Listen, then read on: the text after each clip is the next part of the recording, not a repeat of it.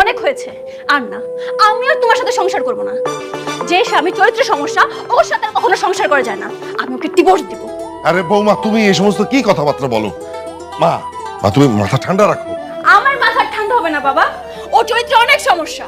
ওকে আমি ডিভোর্স দিয়ে অন্য কোথাও বিয়ে করে তারপর সংসার করব। আরে বৌমা, এসব তুমি কি বলছো মা? বান্ধবীর স্বামীর সাথে কেন সময় কাটাতে হবে? যা মন চাই করো। যে পর্যন্ত তোমার জামাই এসে আমার পা ধরে মাফ না চাবে, আমি ওই সংসারে যাব না। যা হয়েছে ভুলে যা, তুই জামাইয়ের কাছে ফিরে যা। মা, তোর বাবা নেই, ওই সংসারটা কি তুই নিজের করে মানিয়ে নিস।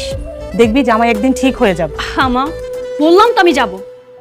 যেমন তোমার কাছে মাফ না চাবে তার আগ পর্যন্ত আমি যাব না, এখানেই থাকবো।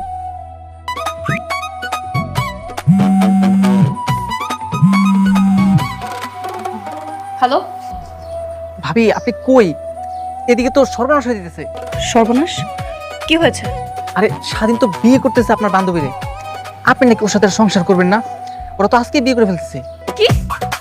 ওর এত বড় সাহস আমাকে রেখে এখন আরেকটা বিয়ে করতে যাচ্ছে? আসছি আমি।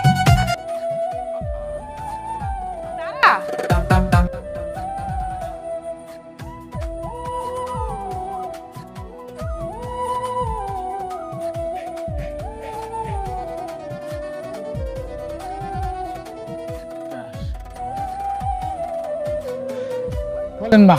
আলহামদুলিল্লাহ, কবুল। আলহামদুলিল্লাহ, কবুল। কি শাকিরা, শুনছেন? আচ্ছা, ঠিক আছে। এবার মোহাম্মদ স্বাধীন খান, পিতা সেলিম খান, কনে মুসাম্মদ মাহি আক্তারের সাথে এই বিয়েতে কবুল করলাম। বলেন আলহামদুলিল্লাহ, কবুল। এই খবরদার!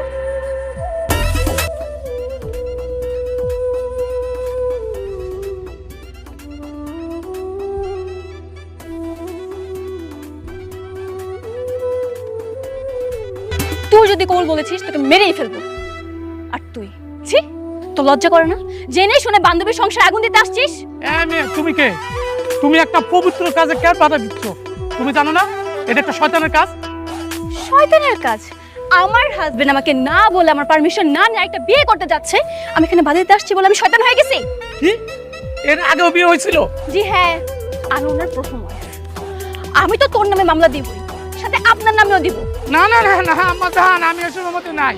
আমি গেলাম, আমি এসব বিয়ের মধ্যে নাই। হ্যাঁ, কাজী সাহেব, ভাই এই এই তোমার না নিষেধ করছি, তুমি না আমার ডিভোর্স দিয়ে তো তুমি আবার ফিরে আসছো কেন? হ্যাঁ, ও, আমি তোমাকে ডিভোর্স দিবার, তুমি এই মেয়েকে বিয়ে করে সংসার করবা? আমি তো কখনো হতে দিব না। বিয়ে তো হয়ে গেছে।